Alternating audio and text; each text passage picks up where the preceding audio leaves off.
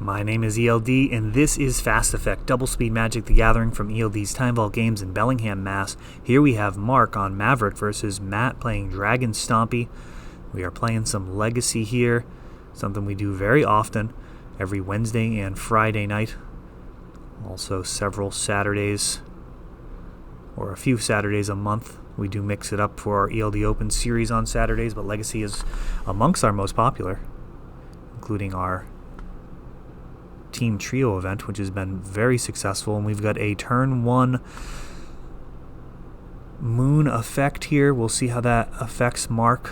Blood Sun will not interact with Llanowar Elves or Beta Forests.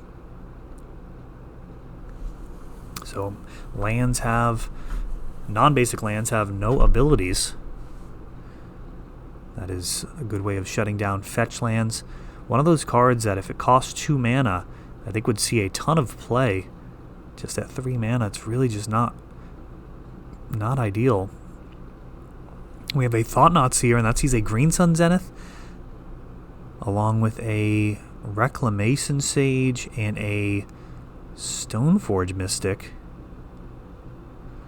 And he actually takes the Rec Sage, which could have got rid of this Blood Sun if Mark does draw some mana. As it is, these Windswept Heaths not going to be doing a lot of work. Of note, Matt was able to play City of Traders after City of Traders, and that allowed him to get this Thought-Knot Seer out and still have some mana open. We've got a Green Sun Zenith for 1, grabbing a Birds of Paradise. And from there, Mark's going to be able to start casting the cards in his hand. Stoneforge Mystic still there. Does Matt have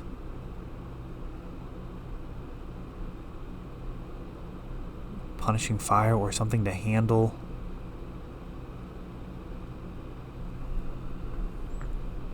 the Stoneforge? A Green Sun Zenith being cast for 1.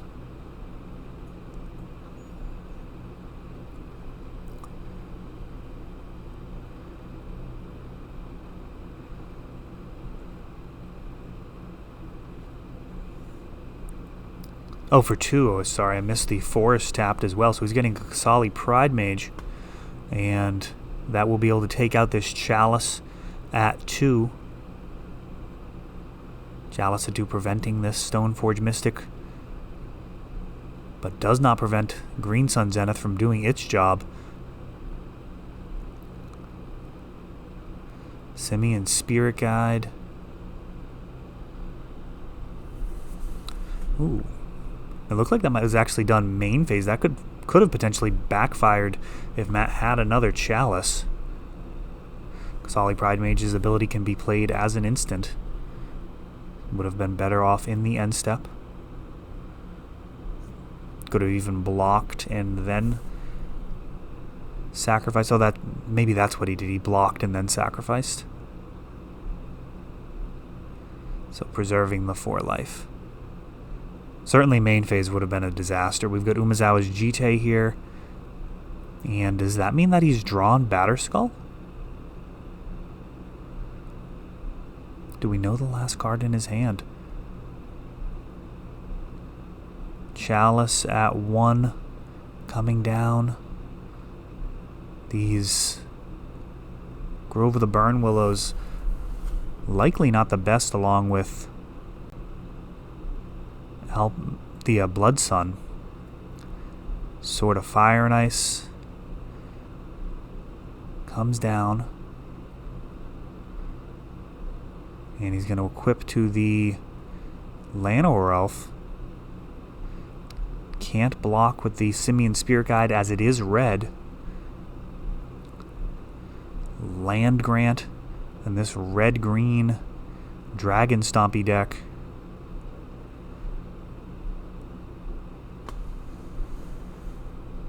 Showing us some interesting combinations of cards. I think we're in a race situation here. Thalia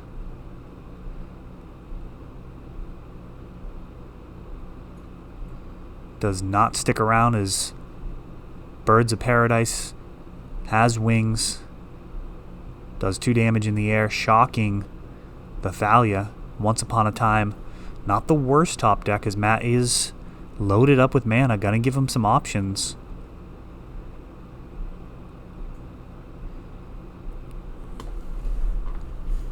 And he grabs a Bone Crusher Giant. And this is really anybody's game.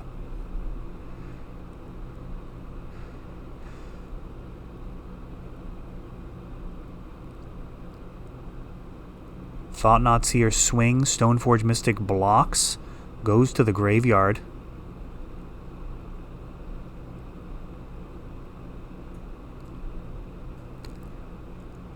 The stomp side of that Bone Crusher Giant could become an issue, but the bird's gonna swing.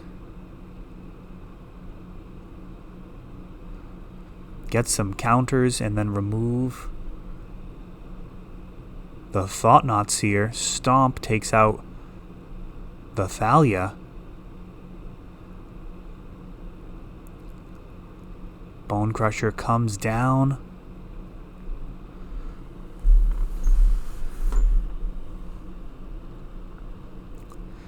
And let's see what the play is. Hellbent. It's got some blockers. Definitely starts off by swinging.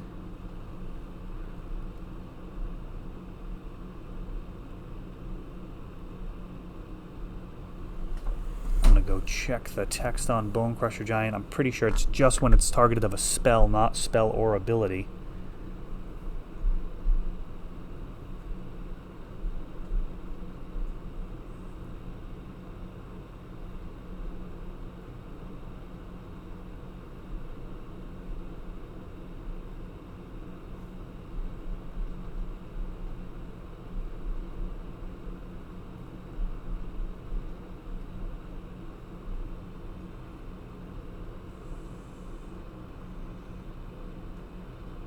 Yes, just spells. Still feels like a fairly new card, Throne of Eldraine. The impact still being felt. Once Upon a Time, Oko, Bone Crusher Giant.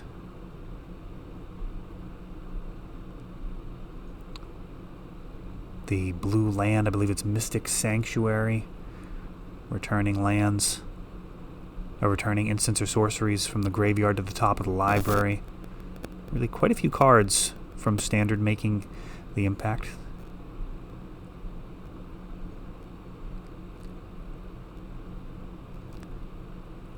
Theros Beyond Death coming up January 17th and 18th, I believe.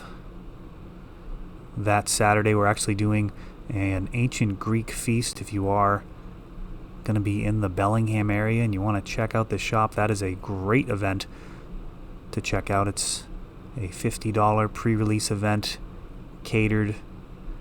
We have a great time having dinner with friends, and then we play a pre-release. Matt says Once Upon a Time.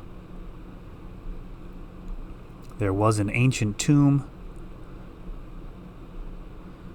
And that is the end of the story. No Chalice on turn 1. Llanowar Elf from Mark. And a Thought-Knot Seer. Has some good options. Man. Knight of the Reliquary can be a real problem. Green Sun Zenith can go get it. Umezawa's Jite is always dangerous. Birds of Paradise is an enabler. This is a solid hand for Mark. Let's see how it stacks up versus what Matt has going on. Mother of Runes off the top. One of the less exciting top decks that we could have had is most of Matt's deck is colorless, but we did see that Bone Crusher Giant before, so Mother of Runes can play defense against that. Another Thought-Knot Seer. That is brutal.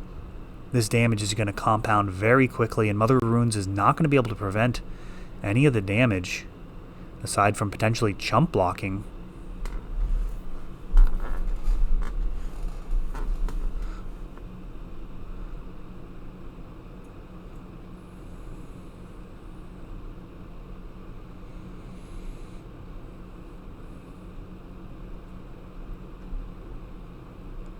3 mana. Ooh, and he drew another Knight of the Reliquary. This guy, right now, just a 3/3. But he'll be able to get outside of Eldrazi range very quickly. So Mark's going to probably have to eat one more hit here. I doubt he'll want to chump block so soon. He can probably afford to take 8 and go to 7.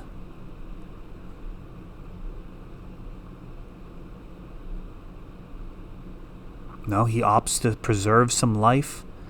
Going to try and stay outside of range of any potential burn that Matt may have. We'll see if that ends up being premature. Everybody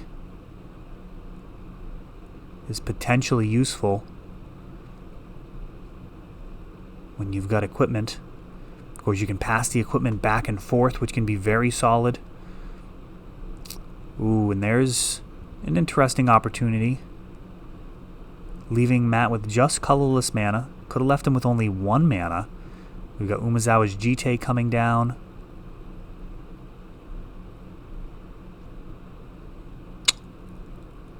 Don't love how this is all stacking up for Mark. I feel like Matt may still very much be in the driver's seat. That 4/4 Knight of the Reliquary. He's going to be able to block and then crop rotate out.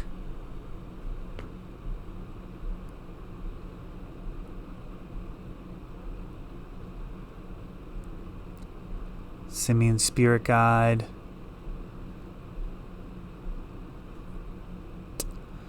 Making it so damage can't be prevented this turn. So that's going to be 6 damage. Now, I think he had the opportunity to fetch a fetch land and then sacrifice it, putting 2 more lands into the graveyard. I don't think that would have kept him alive, but that is a line to keep in mind. Mark down to 3.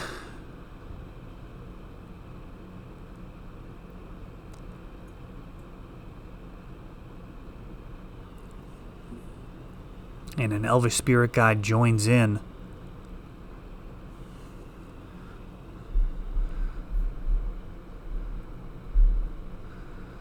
And we're about to be game apiece here. We are indeed.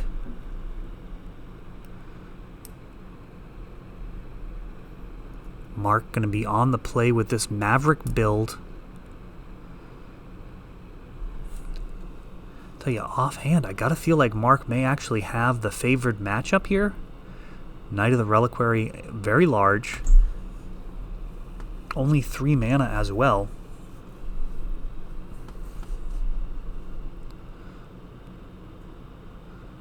These type of matchups often come down to who has the larger onboard presence. With the way that Magic works, just having one large body can negate quite a few smaller attackers, assuming that your life total is high enough, or you've got some other blockers to kind of chump along the way. That end of turn healing spell, restoring all the minions, all the creatures to full health, is something that does favor larger creatures. And in recent years, larger creatures have actually become playable, which is nice. Sleeving up Force of Nature was always ice skating uphill when the game started, but now we've got an incredible power level with creatures. Hex Drinker facing off against a Simian Spirit Guide, and that cannot be an ideal opening here for Matt.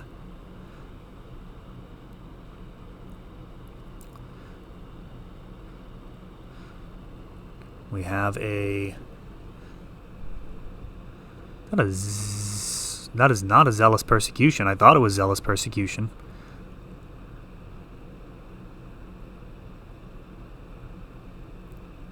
Or is it? I think he just burned it.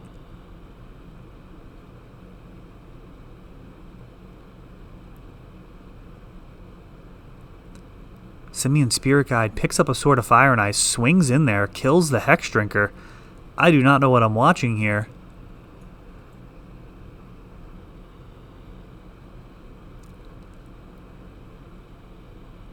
We got a Seasoned Pyromancer ×2, along with a Elvish Spirit Guide. And this is just a bunch of potential bodies to hold the sword.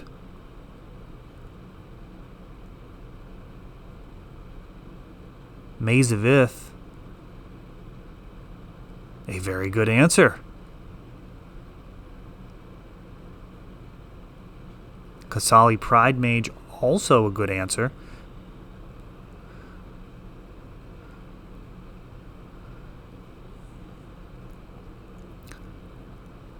It's funny, Pride Mage could have been used to take out that Mox, and that may have been correct. Eventually Matt would draw into the red mana, however, so...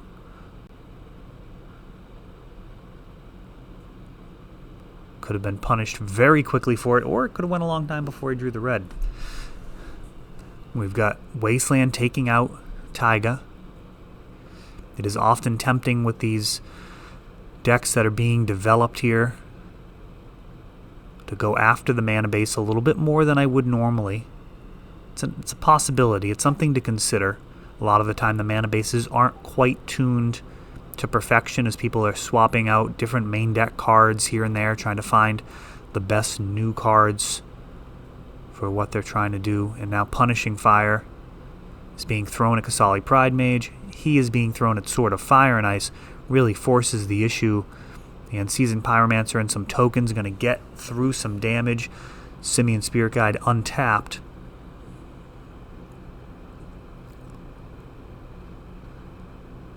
Cycling one of the Modern Horizons lands for a Llanowar Elf, and this is feeling like too little too late here.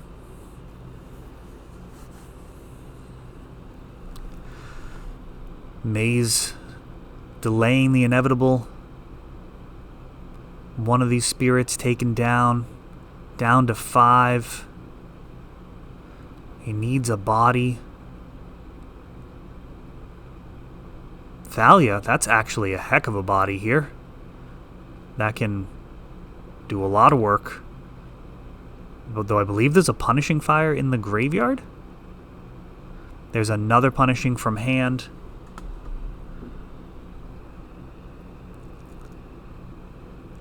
And this should be a wrap shortly. 3 damage going to be able to get through. Punishing Fire creating some inevitability as well, even if he's able to clog up the board or heck even wipe the board.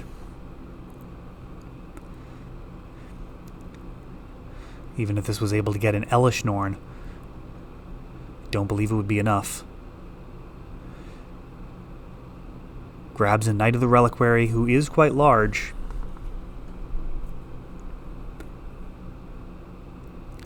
Sending, untapping, blocking. 1 damage goes through, and there's the Punishing Fire to close that one out. Dragon Stompy taking it in 3 with a couple of very interesting deck lists here. That is all for this one, but don't worry, there is a lot more. You can check out our older videos, and we're always putting out new videos from ELD's Time Vault Games in Bellingham, Massachusetts. If you want to help the channel, of course, you can like, subscribe, share, tap that notification bell so you can know the next time our new videos come out. Thanks for watching.